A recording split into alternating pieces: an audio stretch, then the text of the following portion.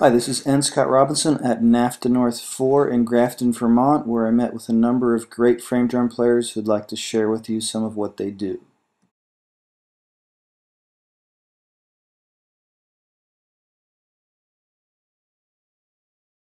Hi, my name is Randy Gloss, and today I'm going to demonstrate a little Pandeiro for you. And you asked where I learned from. My teacher is Guello.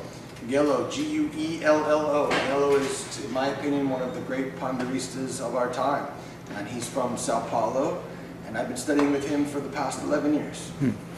All right, could you demonstrate a basic Pandeiro, ride rhythm for maybe choro or samba that doesn't have the Brazilian phrasing feel to it, a straight? For me, with the left hand or the holding hand, if you're left-handed, obviously your right hand is your holding hand. Since I'm right-handed, my left hand is the holding hand.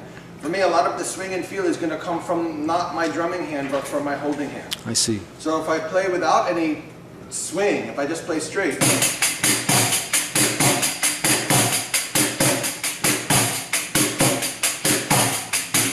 okay? Now I take the same tempo, the same thing, and I add the left hand in. And the left hand is going to come very organically. When I hit my drum, I'm going to allow the drum to break away. So on the first note, the drum is swinging down. The second note of my pattern was my fingertips. So the drum comes and meets my fingertips. The third note of our pattern was my heel. So once the drum comes down, it meets my fingertips, I snap it back to the heel. So I'm not consciously thinking about swinging the left hand, I'm just letting the left hand break away, and then my right hand takes over. But how much I control the left hand determines the swing. So for example, without any swing, now if I add the left hand,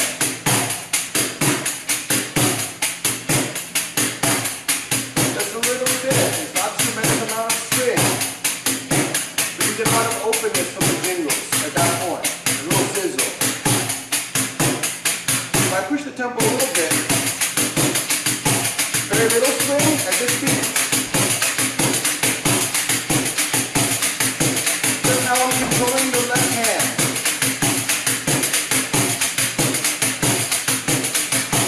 When I push even more,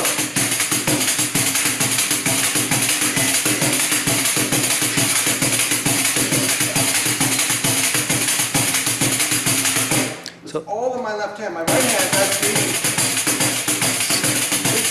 relatively straight. If at that speed I want to straighten it out, no problem. But I want to straighten real hard. It's all the control from my left hand. So now, go ahead. how would you describe what that feel is, what's happening to the 16th notes to get that feel?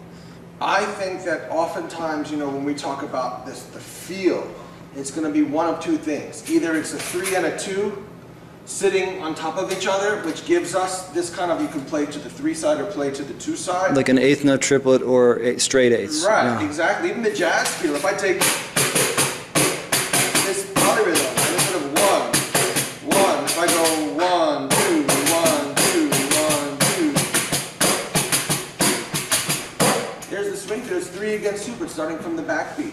So for me, a lot of swing is this presence of the 3 and the 2, or oftentimes the swing is that space between the 3 and the 2. In samba and choro and these kind of musics, there is always a current of 3s and always this current of 2s. So if you hear like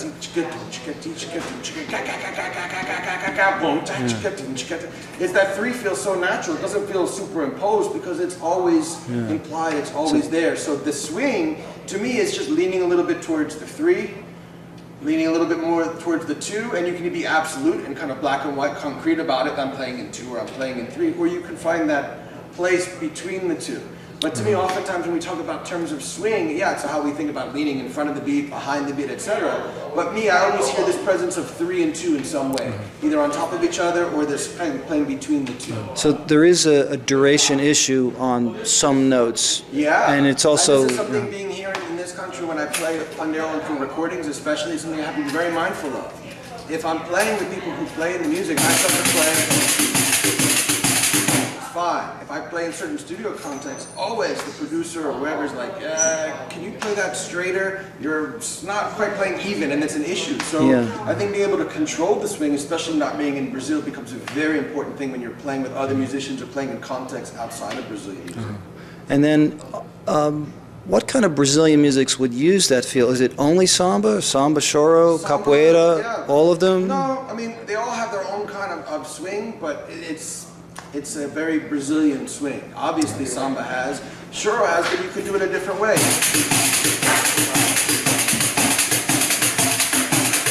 So here, if you look at my left hand is just playing alternating strokes. So instead of playing one turn for every 4, I'm playing every turn. So, but I could play straight.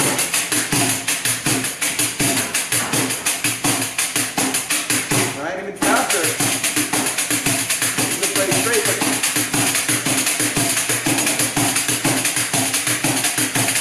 so even in that, I can start to bring it in if I feel the music really wants it. So it's not just about the one technique, it's about really feeling that. Now here's the conundrum. In Brazil, in my humble opinion, I think there's very few pandeiristas, maestros of the pandeiro, where these people are the instrument. But everybody has a connection to this instrument. Everybody plays to some degree. But everybody's kind of inundated with the music, with the feel. It's part of life, man. You can't escape the music. So people just have that feel innately because they grow up with it. It's just kind of through osmosis, it sinks into them. Here again, we don't have that luxury. So if you want to get inside the feel, get inside the swing, the best thing we can do is listen, listen, listen, and play along with recordings. Make it part of your practice. Spend the first half of your practice just warming up, playing to some tunes. Play to some choro tunes, play to some samba tunes, play some frevo, play some marcha, play ciranda, play anything Brazilian to get inside these swings. You know, you're talking about capoeira. Capoeira is straighter. It's more serving the dance, more serving the music.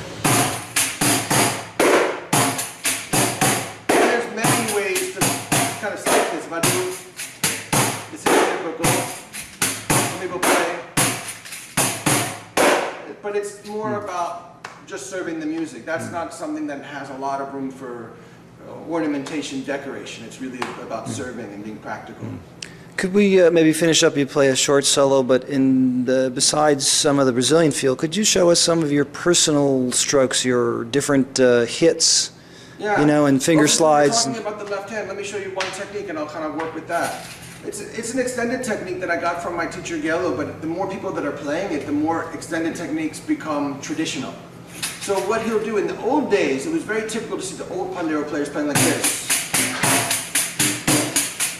Because you get a great sizzle out of the jingle. Up and down. Up and down from the elbow, but it's very cumbersome to play fast this way. But what people started to do is get rid of the middle too. Now what I use it for is when I'm playing, I want to play with intensity but soft. So if I'm playing here, and I want to come down and only so soft the instrument before it starts to sputter out. If I want to play in intensity, come down to a whisper.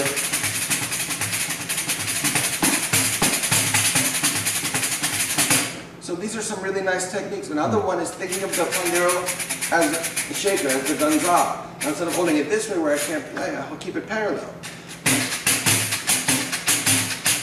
So here, I'm putting the swing in there, so that I can go straighter, or, so it's a feel thing, I'm just kind of listening to that sound. Now if I want to make it a textural thing, I can take this idea, and mix with this, and play in between the notes. If I want to get fuller, I just keep the shaking going, but bring my right hand in. If I want to build up the dynamic, I do that, and then I go. This is another really nice technique. And this works really great for fusion ideas, taking maybe Indian ideas.